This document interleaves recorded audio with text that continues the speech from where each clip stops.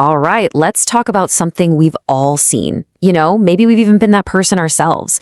I'm talking about that fierce, almost stubborn refusal to ask for help no matter what. Well, today we're going to get into the architecture of that. We're going to break down the real psychology behind that impulse. I mean, think about it. We hear it all the time, right? Teamwork makes the dream work. It takes a village, all that stuff. And it's true. So what's the deal with people who seem almost allergic to the idea of relying on someone else? Why do some people just never ask for help?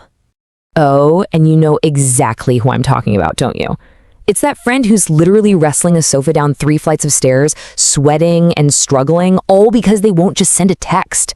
Or, the coworker who stays until midnight redoing an entire project instead of just asking a simple question. It's baffling.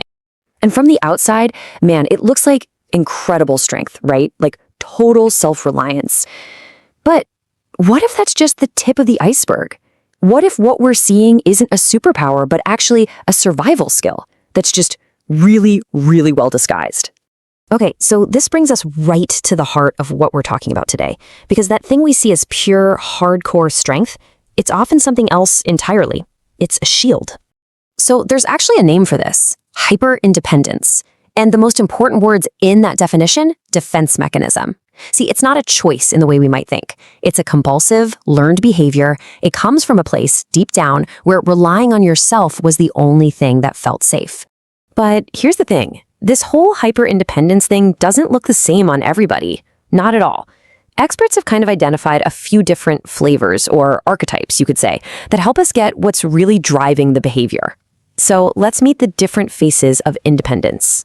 First up, we have the survivor. And for this person, their hyper-independence is all about experience. It's not some preference they just picked up. Nope. It's a conclusion they came to the hard way after being let down over and over again. So the survivor, they learn the lesson early on, maybe as a kid, that counting on other people just leads to disappointment or even pain. So for them, self-reliance isn't about being strong. It's about being safe. It's the only real safety they feel they have. That classic motto, if you want something done right, do it yourself. For them, that's not about being a control freak. It's about survival. All right, next up, we've got the burden avoider. And this person's motivation is completely different. It's all rooted in this deep, deep fear of being an inconvenience to other people. Yeah, the burden avoider's whole world operates on this core belief that their needs are basically a problem for everyone else. Just the thought of asking for help can bring on this wave of guilt or anxiety. Why? Because in their head, they're convinced they're bothering someone. Their motto is, I don't want to bother anyone, and they live by it, trying to be as small and invisible as possible. The sad part is this can lead to total burnout and even push away the very people who actually want to help. And that brings us to our third and final type, the silent competence seeker. For this person, it's all about their identity.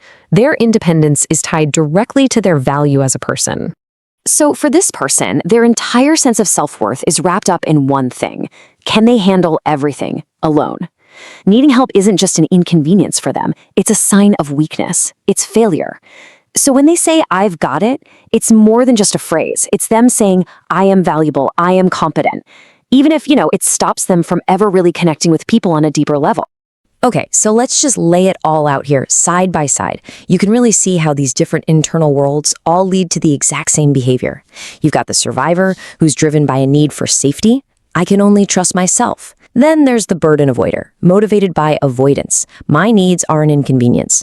And finally, the silent competence seeker, who is chasing validation. My worth is my capability. See? 3 totally different paths, all leading to the same destination, hyperindependence. So if we strip away all the different mottos and the different motivations, what's really at the bottom of all this? What's the emotional foundation holding this whole architecture of alone together?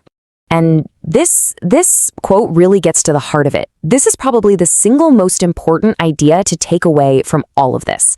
Seriously, just let that sink in for a second. You're not strong because you're alone. You're alone because you're protecting yourself. Wow. That just reframes the entire conversation, doesn't it? The loneliness isn't the source of the strength. It's the result of this incredibly deep need for protection. And that's exactly why this isn't some character flaw. It's not a weakness. It's a survival strategy.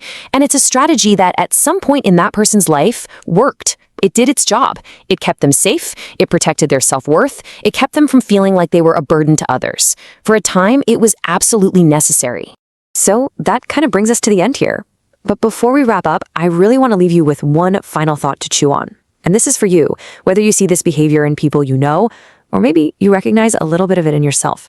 And the question is this: is your independence serving you, or is it protecting a wall you might not even need anymore?